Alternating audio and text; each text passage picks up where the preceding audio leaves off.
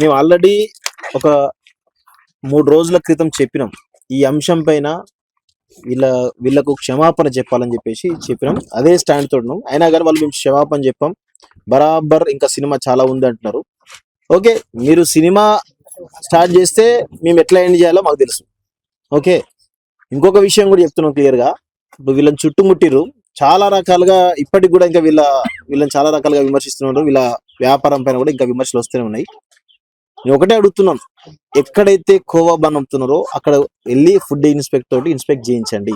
ఏమైనా ఇబ్బందులు ఉన్నప్పుడు వాళ్ళ పైన చర్యలు తీసుకోండి, క్రిమినల్ చర్యలు తీసుకోమని చెప్పేసి అంటున్నాం. వీళ్ళు కూడా రెడీగా ఉంటున్నారు, మాది టెస్ట్ చేయండి, మాది తప్పని తెలితే మమ్మల్ని జైలు పంపేయండి అని చెప్పేసి చాలా స్పష్టంగా చెప్తున్నారు. ఇంకొకటి, ఇది తెలంగాణలో ఇలాంటి ఘటన జరగడము మాకు బాధ అనిపించింది. ఎందుకంటే ఒక సమ్మక్క జాతరలో ఎక్కడో కర్నూలు నుంచి అక్కడికి వచ్చిండు, ఆయన ఎంతో కొంత సంపాదించుకొని పోవాలి అనుకున్నాడు. సో అది తెలంగాణకు అది ఒక మంచిది. ఆయన రేపు చెప్పుకుంటాడు, నేను తెలంగాణ సమ్మక్క జాతర పోయినా నాకు 25,000 వచ్చినాయి, నా కుటుంబాన్ని పోయించుకున్నా అని చెప్పుకుంటాడు ఆయన సంతోషంగా. కానీ ఈరోజు తెలంగాణకు పోయినందుకు నేను అవమానపడ్డా, నన్ను అవమానించరు, నా బిజినెస్ ను, నా పొట్టను, నా కుటుంబాన్ని రోడ్డున పాలు చేశానని చెప్పేసి ఒక మచ్చ తెలంగాణకు ఉండొద్దు అనేటువంటి ఒక కోణంతో మాత్రమే మేము ఇక్కడికి రావడం జరిగింది. సో చేసింది ఎవరాయా అని చాలా స్పష్టంగా ఇంతకుముందు చెప్తున్నాం, మళ్ళొక్కసారి కూడా నేను చెప్తున్నాను, చేసింది తేజస్వి మీడియా. తేజస్వి మీడియా తెలంగాణ ప్రాంతానికి సంబంధించింది కాదు. ఆ ఛానల్ ఓనర్ ప్రియా చౌదరి ఆంధ్రాకు సంబంధించినటువంటి వ్యక్తి. సో ఆమెకు తెలంగాణకు సంబంధం లేదు. ఎవరంటే నేను తెలంగాణ కోడల్లో, నేను తెలంగాణలో ఉంటానని చెప్పుకుంటుంది, కానీ తెలంగాణ కాదు ఆమెది. సో ఆమె ఇలాంటి వ్యక్తులు కొంతమంది తెలంగాణలో ఇలా మతం పేరు చెప్పి మత విద్వేషాలు రెచ్చగొట్టే విధంగా కొన్ని ప్రయత్నాలు జరుగుతున్నాయి. వాళ్ళంతా కూడా కొందరు ఇదే ప్రాంతంలో ఉన్నారు, కొంత వేరే ప్రాంతాల వాళ్ళు కూడా ఉన్నారు. సో ప్రశాంతంగా గంగా జమున తహజీబ్ అనేటువంటి ఒక కల్చర్ ఉన్నటువంటి తెలంగాణలో ఈరోజు మతం పేరిట చాలా దుర్మార్గాలు జరుగుతున్నాయి. మత ఉన్మాదత్వంతో కొంతమంది బిహేవ్ చేస్తున్నారు. అది హిందూలో కావచ్చు, క్రిస్టియన్స్ లో కావచ్చు, లేకపోతే ముస్లిమ్స్ లో కావచ్చు, ఎవరైనా సరే ఉన్మాదత్వంతో బిహేవ్ చేయడం మంచి పద్ధతి కాదు.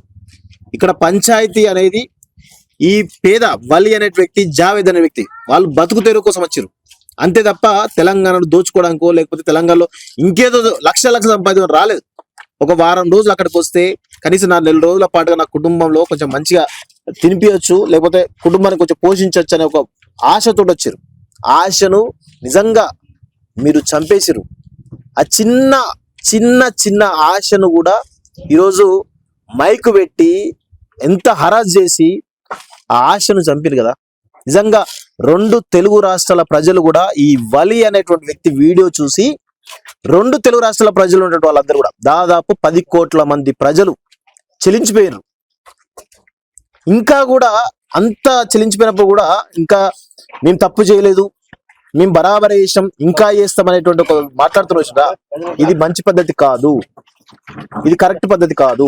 ఇప్పటికైనా కానీ ఎవరైతే ఇలా చేశారో వాళ్ళందరూ కూడా మేము అసలు వదిలిపెట్టే ప్రసక్తి లేదు. తెలంగాణలో ఖచ్చితంగా పెట్టం వాళ్ళని. ఇది మాత్రం చాలా సీరియస్ చెప్తున్నాం. తెలంగాణ కోసం మా జీవితాల పరంగా పెట్టి కొట్లాడినాం. అలాంటిది మీరు లెక్క కాదు. ప్రియా చౌదరి గారు ఇప్పటికైనా మీరు మళ్ళా బుకాయించే ప్రయత్నం చేస్తున్నారు. ఈ యొక్క అంశాన్ని హలాల్ మీద తీసుకుపోయే ప్రయత్నం చేస్తున్నారు. హలాల్ మీద మీరు తీసుకుపోయారు అనుకోండి, అది మీకే నష్టం. ఎందుకంటే హలాల్ అనేది హిందువుల్లో ఉన్నటువంటి మెజారిటీ కులాలు కూడా హలాల్ లేకుండా తినేటువంటి సందర్భాలు ఉన్నాయి. ఇప్పటికీ మీరు పోండి, ఊర్లకు పోతే తెలుస్తుంది, గ్రామాల్లో పోతే తెలుస్తుంది, గ్రామాల ప్రజలతో మాట్లాడి తెలుస్తుంది. ఇంకా కూడా ఇప్పుడు హలాల్ మీద తీసుకుపోయి ఆ తుప్పుకు అనుకుంటా ఇంకేదో అనుకుంటా చేసే ప్రయత్నం చేస్తున్నారు. అసలు హలాల్ గురించి తెలుసుకోండి, దాని చరిత్ర ఏంది, ఖురాన్ లో ఏం చెప్పారు, సైంటిఫిక్ గా ఏం చెప్తా ఉంది, ఇవి తెలుసుకునే ప్రయత్నం చేయండి. ఫస్ట్ జ్ఞానం తెచ్చుకోండి, చదువుకోండి. చదువుకుంటే ఈ విషయాలు తెలుస్తాయి. తెలియకపోతే ఎవరో కొంతమందిని అడిగి తెలుసుకోండి. ఏంటి హలాల్ అంటే మీనింగ్ ఏంది, హరామ్ అంటే మీనింగ్ ఏంది, తుప్పుకని ఎక్కడ చేస్తారు ఏంటిది అని తెలుసుకుంటే మీకు కొంత జ్ఞానం వస్తుంది. ఎవడో ఏదో చెప్పిండని చెప్పేసి, ఎక్కడో ఒక చిన్న సంఘటన జరిగిందని చెప్పేసి మీరు 40 మంది చుట్టుముడితే ఆయనకు నీళ్ళు వచ్చినాయి కదా. నేను చెప్తున్నాను కదా, ఒకానొక మీడియా ఇంటర్వ్యూలో ప్రధాని నరేంద్ర మోడీకే ఒక జర్నలిస్ట్ ప్రశ్న అడిగితే చెమటలు వచ్చినాయి. ప్రధాని మోడీకే వచ్చినాయి చెమటలు. ఇప్పటికి కూడా ఒక వీడియో ఉంటే చూడండి ఒకసారి.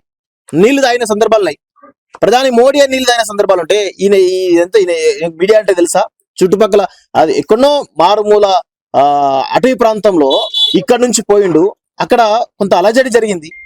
ఆయన తన కుటుంబం నన్ను అరెస్ట్ చేస్తారేమో అని ఒక భయంతో పోలీసులు తీసుకపోతే నా కుటుంబం ఏమైతే భయంతో ఆయన భయపడ్డాడు కదా.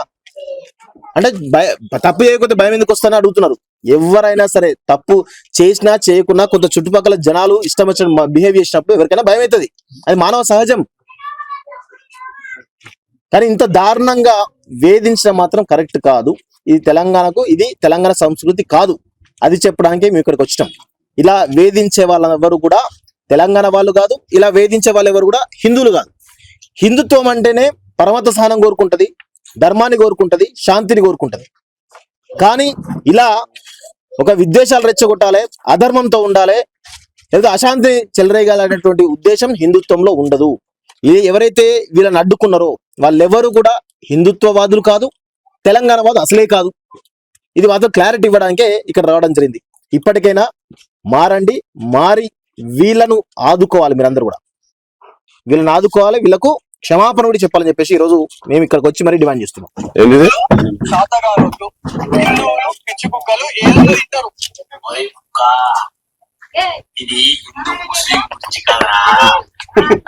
కాదు ఇప్పుడు ఈ చెప్పేటోళ్ళందరూ అంటే ఇప్పుడు అంటే ఆ పిల్లగాళ్ళు ఏంటంటే అది కావాలని లోపట వాళ్ళు ఒక విషం పెట్టుకొని ఒక విద్వేషాలు రెచ్చగొట్టి పంచాయతీలు పెట్టి ఓట్లు దండుకునేటువంటి ప్రయత్నాలలో భాగంగానే చేస్తా ఉన్నారు. అందుకే ఇప్పుడు మనోడు కూడా చెప్పింది వాళ్ళ పైన ఉన్న వాళ్ళందరూ ఇద్దరు ఒకటే అని.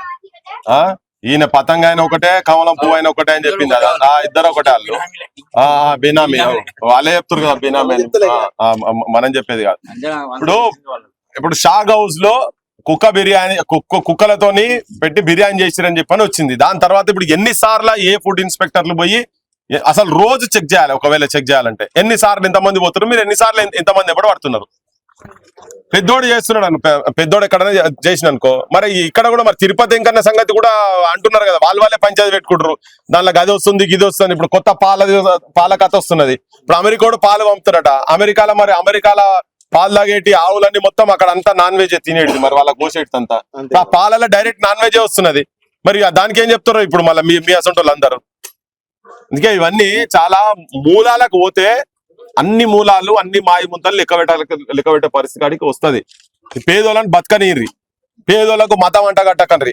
ఇదంతా పేదరికం అంతా ఒక మతమే. ఇది అది ఏ కులమైనా ఎవడైనా ఏ భగవంతుని ఆధారాలు గాని ఏంది ఆఖరికి ఏంది బుక్కడు బువ్వ తినాలి, ఇంత గౌరవంగా బతకాలి, భార్య పిల్లలను సాదాలి, అమ్మనాయనకు టైం కింద మందుగోళ్ళు ఇవ్వాలనే దాంట్లోనే తాపత్రయం తప్ప వాళ్ళు వచ్చి అక్కడ సమ్మక జాతర కాడికి వచ్చి భూములు ఎత్తుకపెట్టేందుకు ఏం రాలేదు ఆయన.